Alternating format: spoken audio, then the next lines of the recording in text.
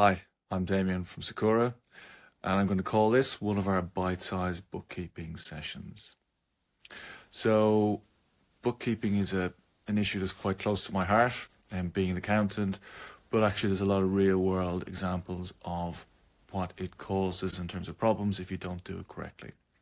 So in a previous video I've talked about debtors and the customers' reports and how that impacts on credit control, cash flow.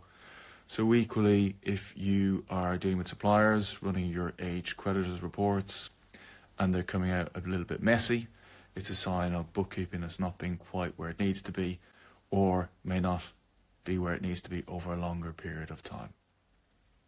So an example of that might be if you run your Aged Creditors or other supplier reports, and they look a bit messy. You've got a very long list, perhaps it goes back a period of time, a very long list of 50, 60, 100 suppliers on your list, which typically shouldn't really be where things are.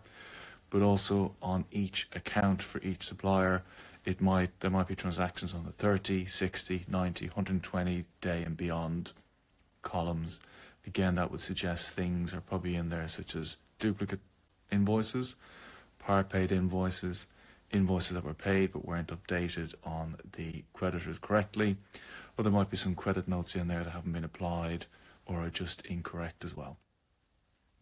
So what this results in is long, detailed, complex, unclear reports, which also means when you come to pay your suppliers every week or every month, you can't just run the report and pay off the report. You're having to dig into the report and maybe just pay the most recent invoice. So if that's the case, it's a sign of poor bookkeeping, but also what it means is you can't then put into place a simple weekly or monthly payment run. It involves manual review and effort to try and tease out what actually needs to be paid. But also if you're putting in any kind of cash flow forecasting or cash flow management process, it's going to impact your ability to do that as well. So what do you do? Well, you've got to identify what you need to improve in your bookkeeping. That's the first thing you need to do.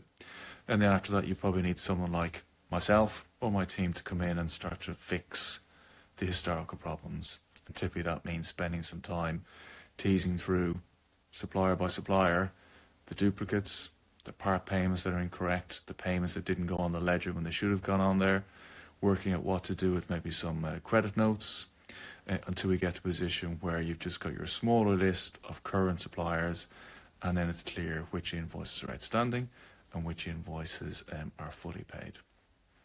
So if that sounds like something in your business, then put a message below this video or connect with me on LinkedIn, in which case then we can make contact and we can perhaps book in a call if that's something that you need to do.